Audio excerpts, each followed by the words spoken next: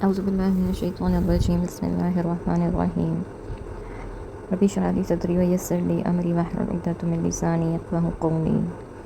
سورہ النساء آیت نمبر 37. الذين يبخلون ويأمرون الناس بالبخل ويكتمون ما آتاهم الله من فضله. جو لوگ بخل کرتے ہیں اور دوسروں کو بھی بخل کی ہدایت کرتے ہیں اور جو کچھ اللہ نے انہیں اپنے فضل سے دے رکھا ہے اسے چھپاتے ہیں، ایسے کفران نعمت کرنے والوں کے لیے ہم نے رسوا کن عذاب تیار کر رکھا ہے۔ ایسے لوگوں کی صفت یہ ہوتی ہے کہ جو کچھ اللہ نے اپنے فضل سے انہیں عطا کر رکھا ہے اسے چھپاتے ہیں۔ اس سے مراد کیا ہو سکتا ہے؟ علم بھی ہو سکتا ہے، دولت بھی ہو سکتی ہے۔ یہ آیت اگرچہ یہود کے حق میں نازل ہوئی ہے جو ہر اس آیت کو چھپانے کی کوشش کرتے تھے جو ان کی اپنی وضع کردہ شریعت یا ان کے مذہب کے خلاف ہوتی تھی، اور سود خوری اور حرام خوری کی وجہ سے بخل بھی ان کے رگ رگ میں سرایت کر چکا تھا۔ تاہم اس آیت کا حکم عام ہے اور مسلمانوں پر بھی لاگو ہے۔ مسلمانوں میں سے ہر فرقہ اور ہر اس آیت یا حدیث کو اپنے پیروکاروں سے چھپانے کی کوشش کرتا ہے جو اس کے مسلک یا مذہب کے خلاف جاتی ہو، الا ماشاءاللہ۔ مسلمانوں میں بھی ایسے لوگ موجود ہیں جنہیں اللہ نے بہت کچھ مال و دولت دے رکھا ہے، لیکن وہ اپنی حیثیت کے مطابق نہ اپنی ذات پر خرچ کرتے ہیں، نہ اہل و عیال پر، نہ ہی اللہ کی راہ میں اس کے حکم کے مطابق خرچ کرتے ہیں، اور نہ ہی رشتہ داروں کی امداد کرتے ہیں، اور اپنی حیثیت سے گر کر خستہ حالی کی زندگی بسر کرتے ہیں۔ یہ انتہائی درجے کا بخل ہے، دراصل اللہ کے نعمتوں کی ناشکری بھی ہے۔ چنانچہ رسول اللہ صلی اللہ علیہ وسلم نے فرمایا کہ جب اللہ کسی بندے کو نعمت عطا کرتا ہے تو وہ اس بات کو پسند کرتا ہے کہ اس نعمت کا اثر بندے پر ظاہر ہو، یعنی اس کے بود و باش، لباس، خوراک اور صدقات اور خیرات، غرض کے ہر چیز سے اللہ کی دی ہوئی نعمت کا اظہار ہوتا رہے۔ اسی لیے ان ہر دو قسم کے بخل کو ناشکری یا کفر سے تعبیر کیا گیا ہے اور بتایا گیا ہے کہ انہیں ذلت کا عذاب ہوگا۔ اللہ تعالیٰ کی عطا کردہ نعمتوں اور مال و دولت کو دوسرے سے چھپانے کا مرض اس قدر عام ہو چکا ہے ہماری سوسائٹی میں کہ کوئی شخص دوسرے کو نہ اپنے پورے ذرائع آمدنی بتاتا ہے اور نہ آمدنی یعنی اپنی تنخواہ وغیرہ، اور نہ یہ کہ وہ کہاں سے یہ سب حاصل کر رہا ہے، اور یہ بات پردہ راز میں رہتی ہے کہ کسی کے پاس کیا کچھ موجود ہے۔ موجودہ دور میں بینک بھی اس معاملے میں اخفا میں اپنے کھاتے داروں کی پوری امداد کرتے ہیں۔ ان کے پاس لوگوں کی جو رقم جمع ہوتی ہے ان کو راز میں رکھنا بینکوں کی ذمہ داری ہوتی ہے۔ کوئی بھی شخص کسی دوسرے کا بینک بیلنس معلوم نہیں کر سکتا، اور نہ ہی بینک والے اسے بتاتے ہیں، الا یہ کہ کھاتہ دار خود کسی کو تحریری طور پر بینک بیلنس معلوم کرنے کا اختیار دے دے۔ والذین ينفقون اموالهم رئاء الناس ولا يؤمنون باللہ ولا بالیوم الآخر. اور ان لوگوں کے لیے بھی جو خرچ تو کرتے ہیں مگر لوگوں کو دکھانے کے لیے، نہ وہ اللہ پر ایمان رکھتے ہیں نہ آخرت کے دن پر، اور ایسی صفات رکھنے والا جو بھی شخص ہے شیطان اس کا ساتھی بن گیا ہے، اور وہ بہت ہی برا ساتھی ہے۔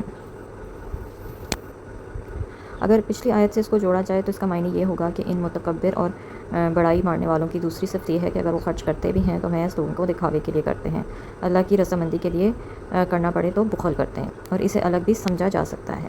پہلی صورت میں اس کا خطاب سب کے لیے عام ہوگا، گویا یہ کہ دو الگ الگ گناہ ہوئے، اللہ کی راہ میں خرچ کرنا تو بخل سے کام لینا، اور کھلے دل سے صرف اس وقت خرچ کرنا جبکہ نمود و نمائشی مقصود ہو، یعنی دکھاوا ہو کسی کو۔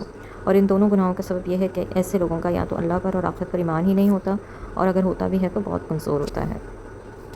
وَمَاذَا عَلَيْهِمْ لَوْ آمَنُوا بِاللَّهِ وَالْيَوْمِ الْآخِرِ وَأَنفَقُوا مِمَّا رَزَقَهُمُ اللَّهُ وَكَانَ اللَّهُ بِهِمْ عَلِيمًا.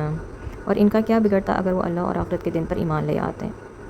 یہ بخل کرنے والوں سے بات کی جا رہی ہے پیچھے، اور جو اللہ نے انہیں مال و دولت دیا تھا اس کی راہ میں خرچ کرتے، اور اللہ انہیں خوب جاننے والا ہے۔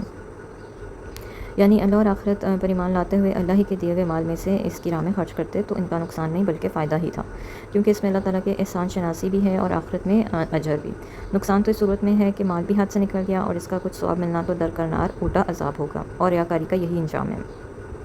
سیدنا علی سے منقول ہے کہ انہیں کسی کافر نے کہا تھا کہ جس آخرت پر تم ایمان لاتے وہ محض ایک مفروضہ ہے جیسے تم یقینی طور پہ ثابت نہیں کر سکتے، پھر اس مفروضہ کی بنا پر مختلف قسم کی پابندیاں اپنے آپ پر عائد کرتے ہو، مال خرچ کرتے ہو، پھر ہر طرح کے لذائذ دنیا سے محروم رہتے ہو، یعنی دنیا کی نعمتوں سے۔ یہ تو سری نقصان کی بات ہے۔ تو حضرت علی نے اسے جواب دیا کہ ہم جتنا وقت اللہ کی عبادت میں رہتے ہیں یہ تو یقینی بات ہے کہ کم سے کم اتنی دیر ہم بری باتوں اور برے کاموں سے بچے رہتے ہیں، اور اگر مال خرچ کرتے ہیں تو اس کا بھی کسی ضرورت مند کو ضرور فائدہ پہنچتا ہے، پھر ہمیں ان کاموں سے خوشی بھی حاصل ہوتی ہے۔ رہی دنیا کی نعمتیں اور ان کے مزے کی بات تو یہ چند دنوں کی بات ہے، موت کے بعد ہم اور تم برابر ہوئے۔ مرنے کے بعد اگر ہمارے نظریہ درست ثابت ہوا تو راحتوں اور نعمتوں کے مستحق ہوں گے، اور تمہیں کئی طرح کے مصائب اور جہنم کا عذاب ہوگا، اور یہ دائمی عذاب ہوگا، یعنی ہمیشہ رہنے والا۔ اور اگر بالفرض تمہارا نظریہ درست نکلا تو بتاؤ ہمارا کیا بگڑے گا، لہٰذا اچھی طرح سوچ لو کہ خطرے میں ہم لوگ ہیں یا تم لوگ۔ یہ سن کر اسے ہوش آ گیا اور وہ ایمان لے آیا۔ ان اللہ لا یظلم مثقال ذرۃ وان تک حسنۃ یضاعفها ویؤتی من لدنہ اجرا عظیما۔ اللہ تو کسی پر ذرا برابر بھی ظلم نہیں کرتا، اگر کسی نے کوئی نیکی کی ہو تو اللہ اسے دگنا چگنا کر دے گا اور اپنے ہاتھ سے بہت بڑا اجر عطا فرمائے گا۔ تو ہم نے ان 4 آیتوں سے کیا سیکھا؟ ایک یہ کہ جو بھی مال اللہ تعالیٰ نے آپ کو دیا ہے اس کا جو اثر ہے وہ آپ کے اوپر نظر آنا چاہیے۔ دوسرا یہ کہ بخل سے بچنا چاہیے ہر صورت میں۔ تیسرا یہ کہ دکھاوا کر کے مال نہیں خرچ کرنا چاہیے، اور جو بھی اللہ تعالیٰ نے تمہیں دیا ہے اسے اللہ کے لیے خرچ کرو اور اللہ پر ایمان لے کے آؤ، اور یہ کہ اللہ کسی پر ظلم نہیں کرتا۔ وآخر دعوانا الحمد للہ رب العالمین۔